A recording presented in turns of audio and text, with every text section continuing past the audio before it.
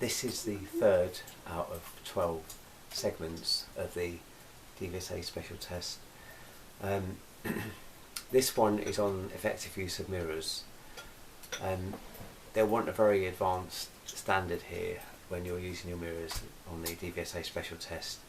The last one we looked at, the second one, was move off and stop procedure, and then the first one was a knowledge and effective use of controls. So these, obviously this is another sort of step, just checking your mirrors. So, sorry, it's consulting your mirrors, not checking your mirrors. So why do you think we consult the mirrors rather than check them? Well, why might that be? Yeah, because if we check the mirrors, it becomes like an autopilot. So you're just driving along, you just check the mirrors without actually consulting them and seeing what's happening. So you want to consult the mirrors. We consult the mirrors when we go, so it's a new road, new mirrors. So why do you think we check the mirrors when we're in a new road? Not check, consult, sorry. Why do you think we consult the mirrors when we're in a new road? The reason is because if the car's coming a bit quicker than we thought, it was safe to go, but they're sort of speeding up a bit and they're coming up behind, we might consider going up to the speed limit a little bit quicker, as long as it's safe to do so. So the speed limit's 30 miles an hour, we'll try and get up to 30 quicker, just to save them having to brake and having to take evasive action. So new road, new mirrors. Remember, you're the advanced driver, so you'll try and make the situation safe. So even though that person's driving fast, you're going to be the bigger person, try and make that situation safe. So it's new road, new mirrors. When we speed up, we check the mirrors. Now, why do you think we check the mirrors when we speed up before we're going to speed up?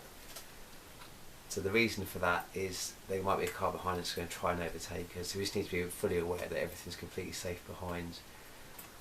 We check the mirrors before we slow down, and do you know why that is? You think about that. So what that is if we're coming up and we need to slow down for some traffic lights ahead, we check the mirrors nice and early. If there's a car close behind, then what we can do is we can brake a little bit earlier and a little bit more gently, so they've got the brake lights come on earlier than they would normally, and we brake more gently, so they've got a chance to say, oh, the brake lights are on, I'm a bit close, then they can ease off and slow down a bit earlier. So that's why we check it when we're slowing down. When we go left or right, we consult the mirrors. So we consult the interior mirror and the left mirror if we're going left, and if we're going right, the interior mirror and the right mirror. We consult the interior mirror because it's flat, so we get a true picture of what's behind us, whereas the left and right mirror are convex, so everything's a lot smaller than what it should be. So we wouldn't get a true size of how far away those things are. So that's a brief look at mirrors.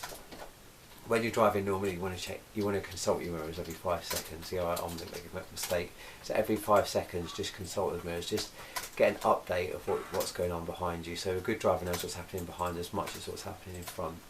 So we need to get into those habits, but they won't let anything go at this level, at the DVSA special test level. You need to really have those really sorted and really hardwired into your mind.